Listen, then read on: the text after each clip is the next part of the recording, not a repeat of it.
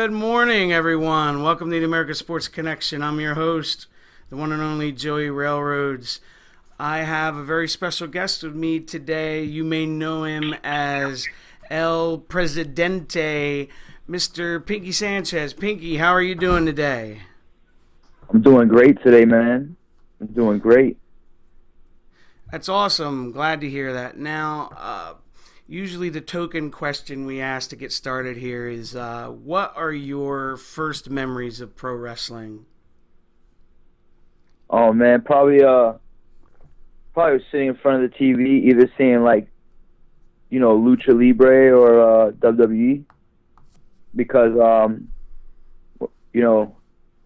the Spanish channel was always on when I was a little kid. So maybe on Saturdays or Sundays, certain days, I'd either see like some Lucha Libre, or I would watch Saturday morning WWF. Yeah, the old school wrestling Yeah, challenge and superstars. Yeah, and then probably CMLL or AAA, or whatever was going on during the '80s. Dude, that's awesome that they had that. I didn't know that back in the day that they had it on the Spanish channel. Yeah, they have it on the Spanish channel right now. What I noticed is that's why people like Pentagon, and people I honestly like, it was crazy. There was a time when you can catch Teddy Hart, Jack Evans, a lot of people on channels that everybody has. We're talking about Telemundo, we're talking about what any other channels on Telemundo and something Vision. I think it's Univision. Yeah, Univision. It's like 25 minutes from my house where their corporate office is. Yeah, it's the stations, the Spanish stations, Spanish language and everything. You see like their audience and everything. That's why a lot of people. I think it's really cool because I believe Jack Evans was up in New York.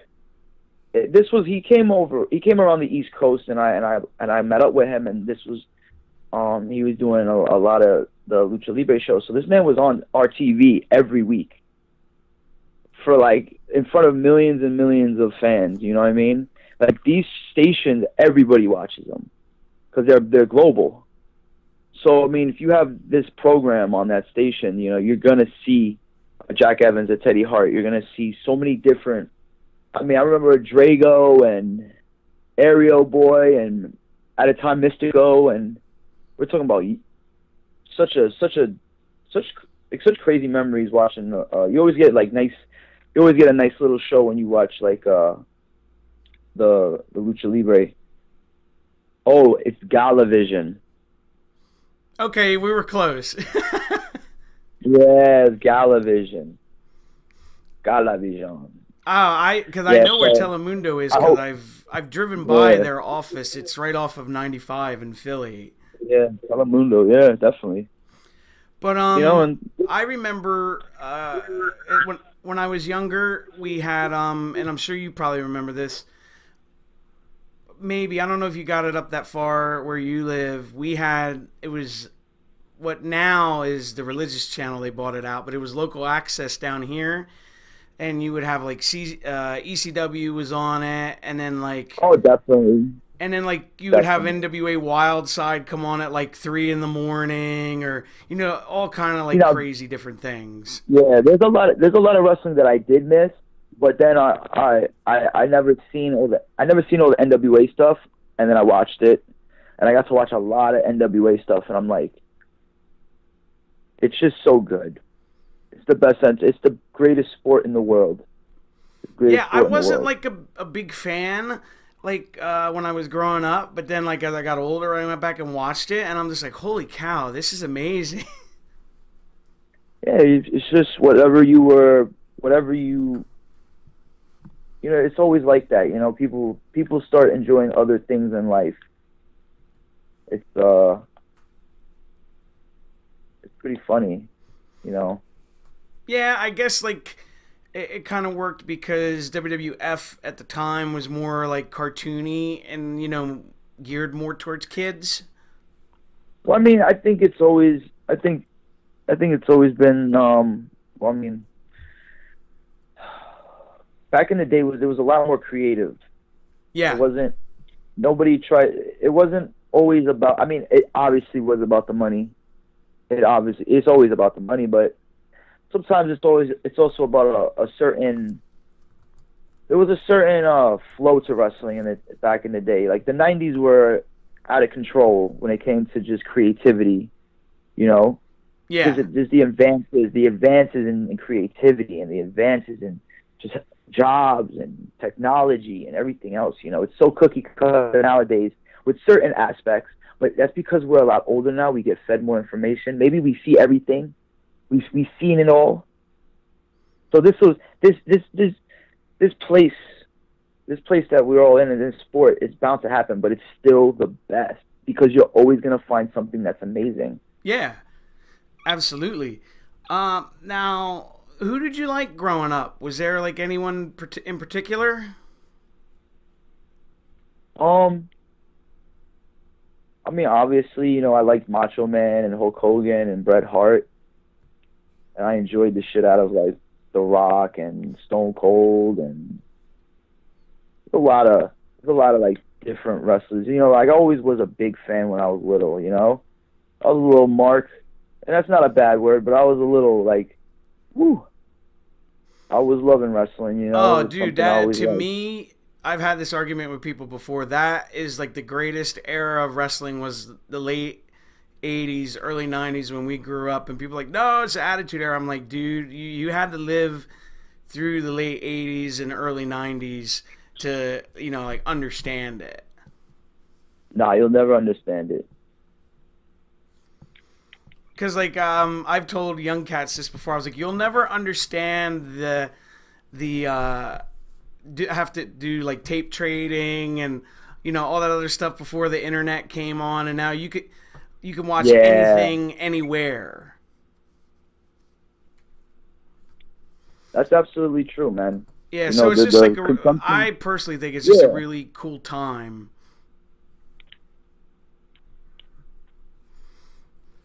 But in this day and age, it's like this. If you apply yourself, you apply your craft, you can do anything, especially with entertainment. If you're entertaining, you're entertaining. People will watch. People that aren't even signed are doing big things right now, and it's awesome. Yeah. I completely agree with you. Now, when did you decide you were going to get into business?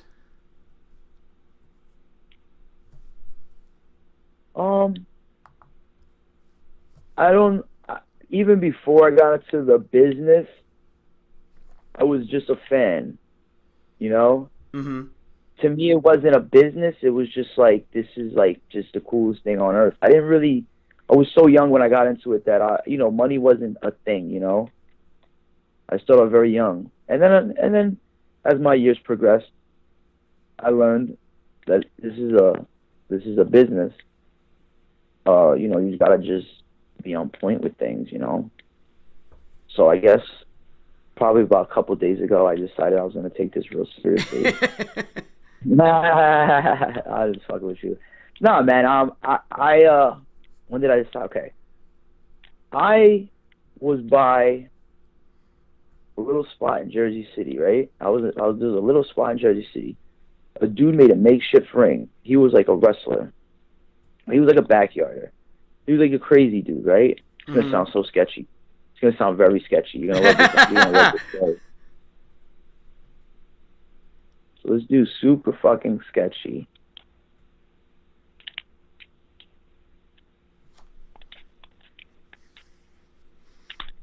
That's funny. So the guy has like a little spot in the ring. He's just, we're all a bunch of like high school kids, right? Right. And it's like backyard. And he's like putting himself in matches and stuff. And other people in the matches, and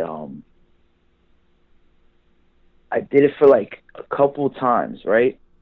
And I was just like, yo, this is really awkward, you know? And it wasn't anything. I'll be honest with you. It wasn't nothing like it wasn't anything bad, you know. I don't want to get into like.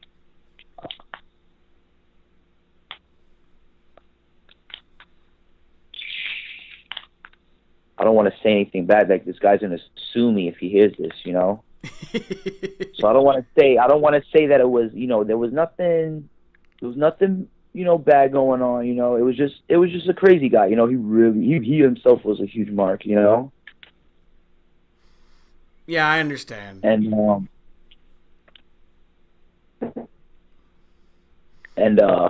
so you know we have a, you know, and we're all kids, you know, we're all teenagers. We don't know what wrestling is. We just see a ring and we're like, oh, this is cool. So a lot of us left, you know, and went to train at JP. So we all went to go train at JP, and that's where the story began. I started.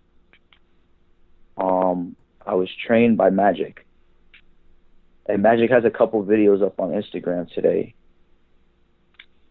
Some crazy little memories. It was wild, you know. Magic taught me my bumps and, you know, how to wrestle, and from there, you know, I just kept on looking for other schools to go to, and I wrestled any matches I can get. You know? Yeah, I was gonna ask you, what was your training experience like, and how did it kind of help you to become the performer you are now? I think like I always trained with a lot of different people throughout the years, and I'm not gonna bore you because this is I've said this, I've told this story like a million times, but I'll tell you like the good version, you know, so I'm not like talking for like half an hour. You know what I mean? Yeah. I trained in a lot of different places with a lot of different people, and I always had an attitude to soak up information and learn. You know, everything, yes. You know, generally in life is about learning. Learn from them better. You make a mistake, that's fine, but at least own up to it and just keep moving forward. Absolutely. Yeah, so like that's what wrestling is, you know, you live and you learn. That's life. Now, for those that aren't aware of this, you actually wrestled at Tournament of Death in 2008. What was that experience like for you to wrestle like outside in that kind of crazy fucking environment? It was I wasn't scared at all. I was like really pumped. I was really, really pumped. I always loved CZW. I always liked it. You know, I always wanted to be a part of it. I was like, I can't believe this is happening. You know, like, this is really cool. And I worked a long time to get there, you know. So it meant a lot. It meant a lot to me. And also to be able to work with the people I worked with was really cool. Because people, if you haven't been there, like, you guys don't understand. It's like, the term I use is, it's like the Woodstock of pro wrestling. Yeah, it definitely is. Where it's serious, just, man. It's just, you have to go there. It's like one of those, like, bucket list kind of things. Yeah, and but to perform at one was amazing. You know, it was crazy. Now, I always wondered this. Now, when you work a death match, is there like, you know, how do I want to say this? You know, you're always kind of nervous, or, you know, they hope everything goes okay. Is it like heightened when you do those types of matches? It can be, you know. And the reason I just ask is because, you know, if obviously people make mistakes or screw up, you know, we're all human. But if you're screwing up in that kind of environment, it could be a lot worse.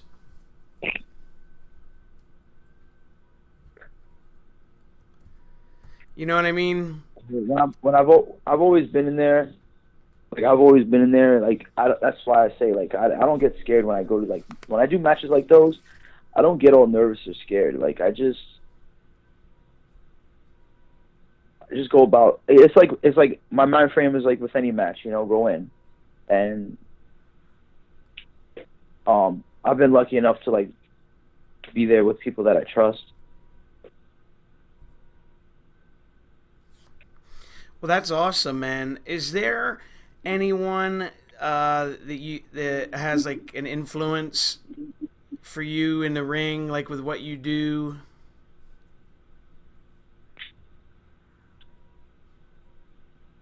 There's a couple, you know, a couple of people.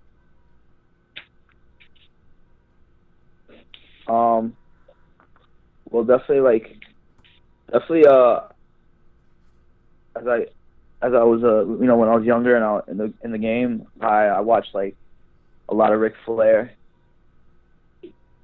So like, just the fact that like he's such a character, I felt like that's such a dope thing, you know. It's like why not have like just as big of a character? Yeah, dude, I love your character. Well, I mean, it's not really a character, but well, you know what I mean. It's me turned up. Yeah, it's me turned up. Yeah, the person that you're portraying. I don't know. I think I'm portraying someone right now. I think I'm portraying more of a person right now than when I'm in the ring. Okay. That's interesting. Jim in our chat wants to know, what is the worst injury you've had in your career? Well,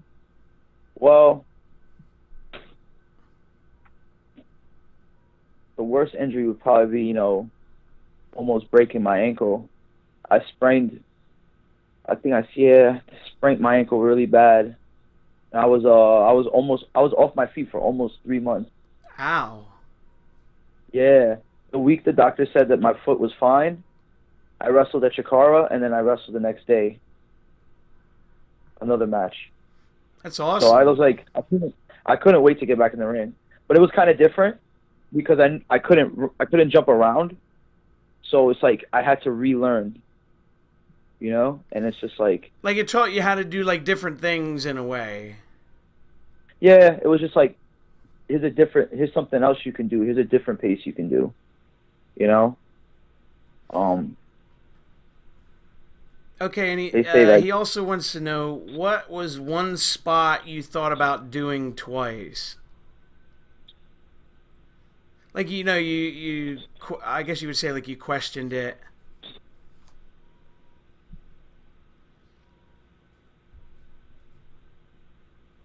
I think I was going to do like a backflip off somebody on the outside of the ring while on the floor. So I said, why don't we try this? Why don't we try this in the ring instead? And when we did it in the ring, homie like almost dropped me on my head. It would have been really bad. It would have been the end of my life, probably. Oh, wow. Yeah, it was sucked. That's crazy. It's a little wild, man. Now, who is your favorite person to work with? I like working with everybody, honestly. I don't really have a favorite person to work with. Like, I've had people that I really enjoyed working with and everything, but it's like you have so many matches that it's kind of like, I don't know, it's like they all fold into each other, you know? I don't really try to think of like, oh, we had a great match and this and that. I try to have like that type of attitude with everybody. Right. Now, you actually just started your own promotion recently, Violence and Suffering. How did that all come about? A friend of mine. I met a friend of mine and we said, let's rock, let's do some shows. And I was like, do you need help? And he was like, yeah. He was like, can you talk to some of the guys for me, man? Like, hit up a few people. I was like, absolutely, man. I was like, I'll take care of everything, you know? And I helped out as much as I could and just tried to, like, get, like, a good group of people together. And that's pretty much how that came along. Okay, cool. I know you have a show coming up. It's next month, I believe, in Brooklyn, right? No, it's in Bronx. Oh, I apologize. No, it's in the Bronx, buddy. Don't worry about it. But yeah, it's your fourth show, I believe. Yes. It's called No Forgiveness. I don't name the shows people, I'm sorry. All right, Jim in our chat says he doesn't know who did the posters for your for Violence and Suffering, but he said they're fantastic. Oh, thank you. I like them too because they got like really bright colors. Yeah, we try to keep everything nice and bright. Let people know, you know, it's going to be a fun show. Yeah, I was so disappointed I couldn't make it to the last one when you and Jimmy Lloyd had your match. Oh man, yeah, that was a really fun match, man. We beat the shit out of each other. Jimmy's a good dude. Yeah, he's mad talented. He reminds me a lot of myself when I was younger. Not like on the talented part, but just like how hard he goes. Like he has like he really tries, man, you know? He really goes in. Yeah, like he's always 110% every 100% time. Yeah. He's so motivated, man. You can tell he really loves this. And he wants to, you know, he's been a fan for a long time, you know? So it's like, those are the type of people, man, like I said, man, you know, Violence and Suffering is all about, like, just everybody having the best matches they can and just, you know, like a brotherhood, you know? Everybody knows everybody, you know? Right. When it comes to the roster and everything. Yeah, he's living the dream. Yeah. And it's like, we're all peers, you know? Yeah. And it's not like, there's not a lot of funny stuff going on, you know? So it's just like, it's so smooth, you know? And that's why I think, like, the shows are the way they are, because, you know, the wrestlers, they know that all they have to do is go out there and just wrestle, you know? Yeah, no drama, no this, no that. Exactly. That makes complete sense. Now, is there anyone that is currently still wrestling that you want to get in the ring with?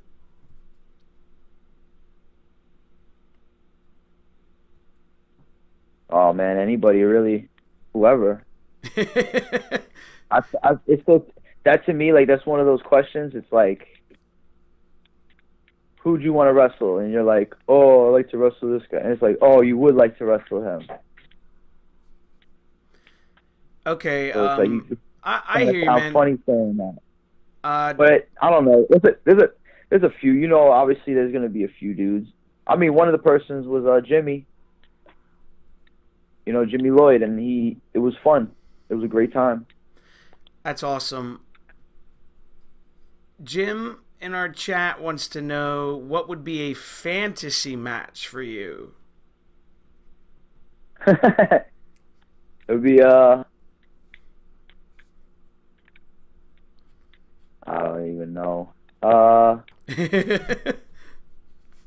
Like me and Muda.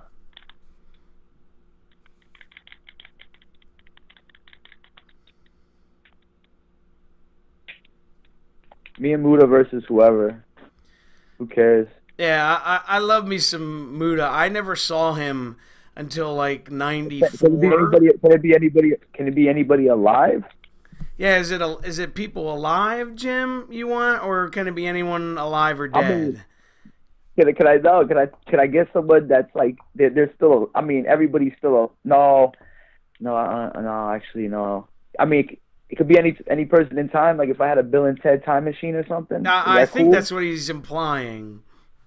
Oh, that's okay. Cool.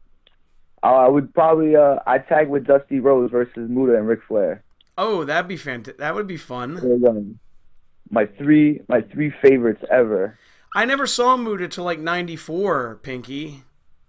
Yeah, I knew about Muta. I've seen like the pictures of him, and I always thought he was cool and everything. But like, I just never really watched his stuff. Yeah, And when I finally watched his stuff, it was really good. Yeah, I think the first match I actually saw with him was a very young Steve Austin against the Great Muta. Yeah, crazy, right? I was just like, this dude is fantastic. I've seen that one. Yeah, he's awesome, right? Yeah, like the minute I saw him, I was like, I gotta see more of this guy. Yeah. And he just basically, I mean, when it comes down to it, no one in the ring moved like him. He was honestly a 1 in a million caliber athlete. But then at the same time, this guy was such a character. He's like, you can't even like begin to comprehend how like you know, they say the devil's in the details. Yeah. You know, well, Muta. If you know Japanese, Muta means devil or demon, like a monster. You know. Yeah. So the devil definitely is in the details. Muta is a demon in the ring. Yeah, he obviously. I don't think anyone's as good as him. Yeah, he wasn't the first guy to use the mist, but I think he's the one that made it worldwide known. It wasn't. Yeah, but I mean, it wasn't even the mist. It wasn't even just the mist that was, you know, like he just.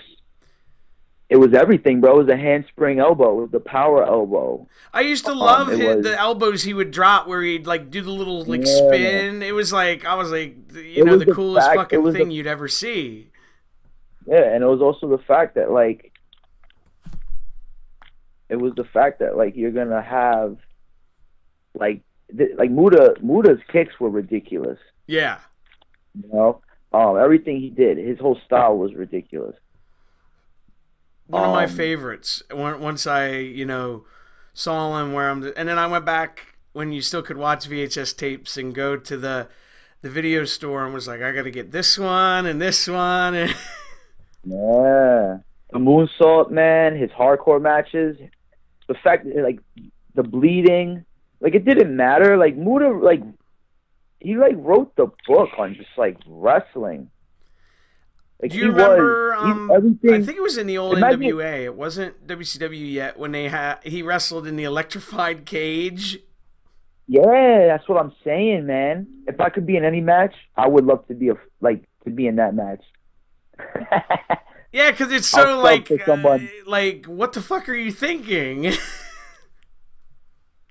Muta's so badass, man. He misted the cage was so dangerous, bro, that it had cobwebs and craziness on it. Yeah. And he just like the man just like misted the fire that broke out in the cage. He's like, yeah, it's no big deal. You know what I mean? Like, I'll handle it. Bro, on my life, be honest.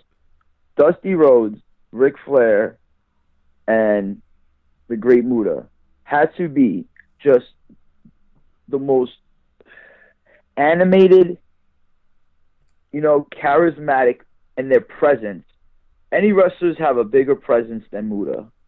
When he's out there with all that on and he's coming to the ring, it was a spectacle. Yeah. That's the word my good friend Larry Legend says. You got to be a spectacle. I can tell you, I can honestly say the last one I saw, and it's was this past Saturday when I was at Once in a Lifetime. I usually don't get excited or marky, as they say, or like goosebumps. That was it's not a problem. We all can sit down and chop it up about wrestling. We're not marks. Yeah, that's a bad word that people try to use. But when it can be used, it could be used like derogatively. Yeah, I know what you mean. Because there's people that are gonna like talk about things that they really don't have any knowledge about. Yeah. So it's like, take it easy.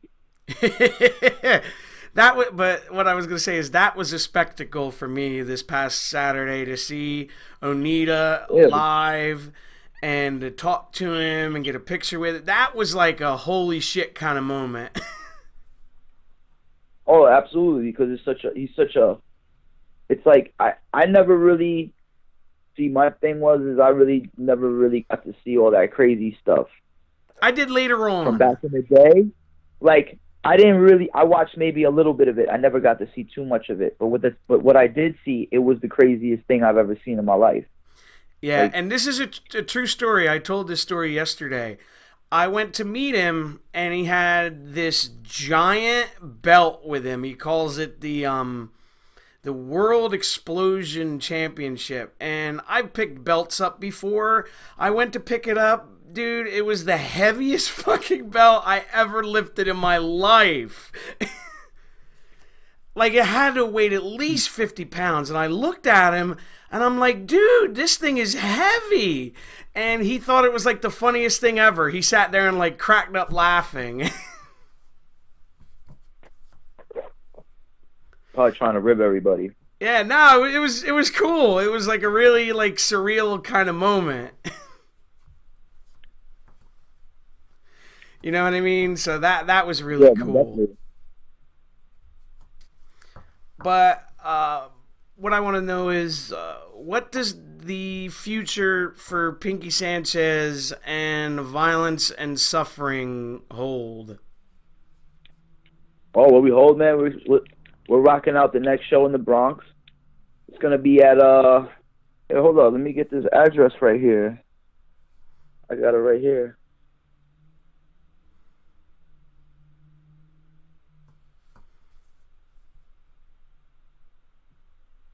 Let me see. Let me get the address for you.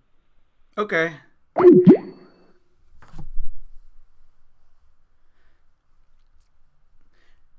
Hang on, everybody, because Pinkie just disconnected, so we'll have to wait for him to come back with that address for everybody.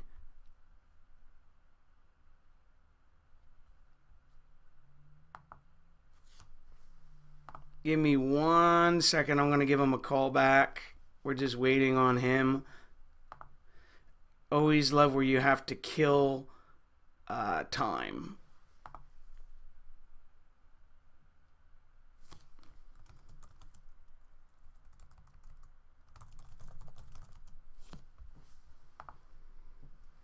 Give me a second, y'all,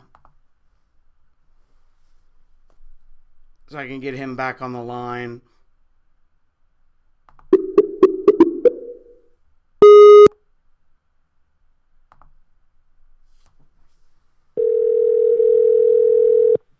That's why we do live. You never know what happens.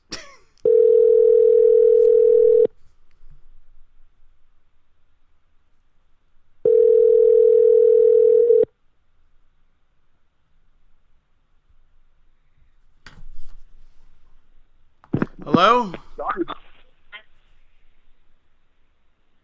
Hello? Hello? Pinkie, you there, man? Yeah, sorry about that. Nah, it's alright, man. Fucking technology. So I'm gonna pull up that flyer for you, bro. I think I can find it. Give me 1 second. Oh, here we go. I found it. Okay. So yeah.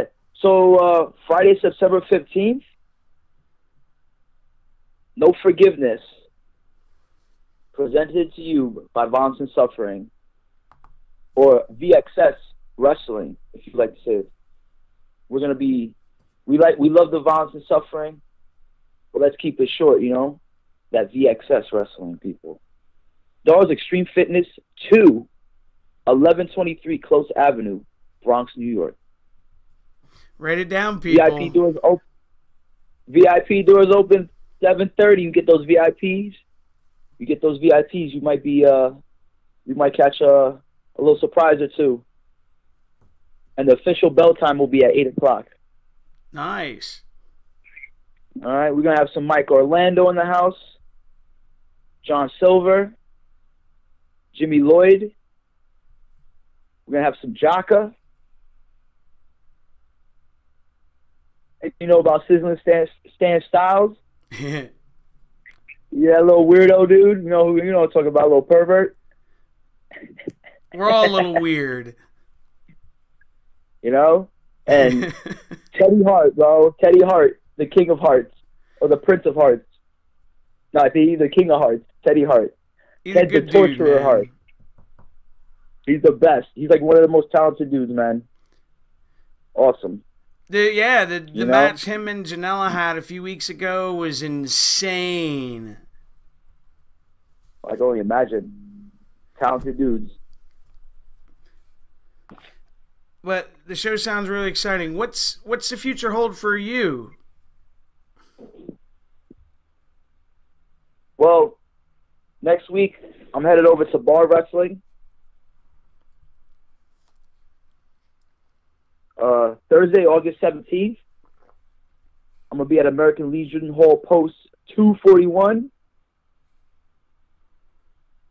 4725 Main Avenue, Baldwin Park, California. It's right outside LA. Oh, you're California dreaming. Yeah, brother. Bar Wrestling 3, Bar of Hardcore. I believe Tommy Dreamer will be there. Trent Beretta. B-Boy will be there. Joey Ryan. There's going to be some good stuff going on over there, buddy. This is their third show over there. And they've been beautiful shows, sellouts every day. Because sometimes they run during the day, sometimes they run at night. It's the summer of bar wrestling. Enjoy yourselves, everybody. Awesome. Now, I've been training hard. For this bar wrestling. That's awesome, you guys dude. Can see my Instagram post. My Instagram posts. We're putting on some size. Getting my abs right. Now, Pinkie, if someone wants to contact you on social media, how would they go ahead and do that? You want to go to Pinkie Sanchez at Twitter. El Gran Sanchez.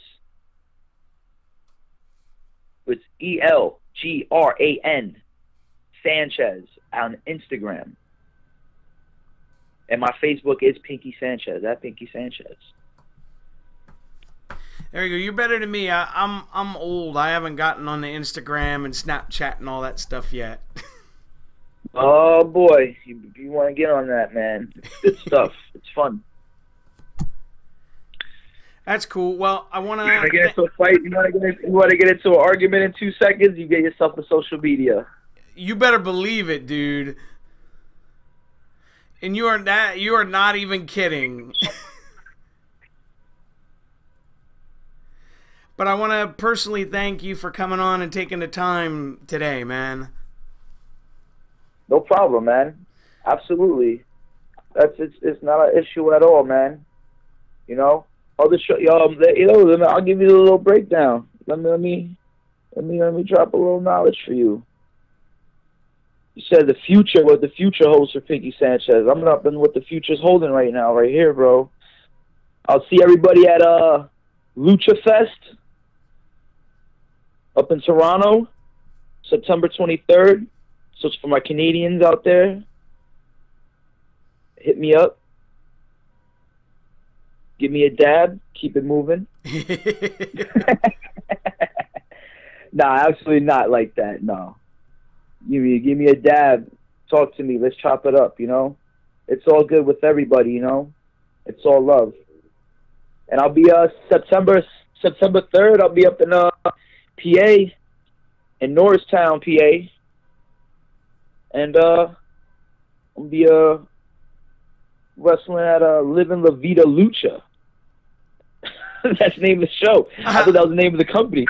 I think if a company ever named itself Living La Vida Lucha, that would be amazing. I think get all my money. Yeah, but it's actually called 3L. Name. Yeah, it's called 3L, Lucha Libre Live. You know, so come check it out. Tickets are available, you know. Yeah, enjoy yourselves, everyone, please. That's what it's about. I'll be taking on a very familiar opponent. My opponent is a person very familiar with me. You're gonna have to go to find out. Yeah. And anybody, and let me tell you something. You're a fan of the hardcore and the craziness and some real stuff. Yeah. Well, you're gonna want to check out